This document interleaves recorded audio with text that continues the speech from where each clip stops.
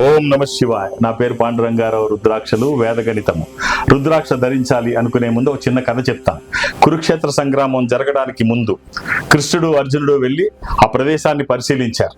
అక్కడ అన్ని వాళ్ళు బాగు చేస్తున్నారు, శుభ్రం చేస్తున్నారు.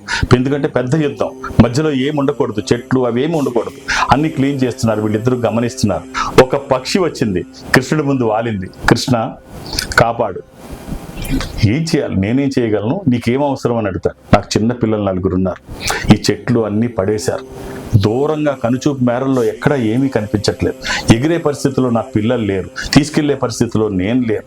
నువ్వే ఆదుకొని ఏదైనా ఆశ్రయం కల్పించు కృష్ణ అంటే, చూడు కాలచక్రం, నేనేమీ చేయలేను అంటే, కృష్ణ ఆ మాటనకు అన్నీ నీకు తెలుసు, నువ్వే చేయగలవు. సరే 3 వారాలకి తగ్గట్టుగా ఆహారాన్ని సిద్ధం చేసుకో అని చెప్తాడు కృష్ణుడు. అర్జునుడి వైపు తిరిగి, అర్జున ఆ విల్లంబులు ఒకసారి ఇవ్వంటాడు. బాబా, ఇది నీ డ్యూటీ కాదు, ఏం కావాలో చెప్పు, నేను చేస్తాను, బాణం వేయాల్సింది నేను.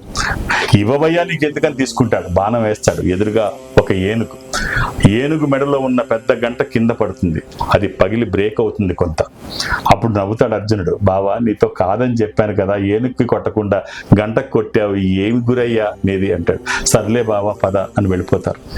యుద్ధం అయిపోతుంది. యుద్ధం అయిన తర్వాత మళ్ళీ చూడడానికి వస్తారు. చూడడానికి వచ్చిన తర్వాత మళ్ళీ ఏం చేద్దాం అనుకుంటున్నా బావా అని అడుగుతాడు. ఏమీ లేదు, ఒక గంట తీయమంటాడు.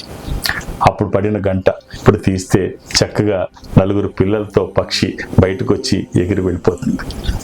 సో ఎప్పుడేం చేయాలో ఆయనకి తెలుసు, ఎలా రక్షించాలో ఆయనకి తెలుసు.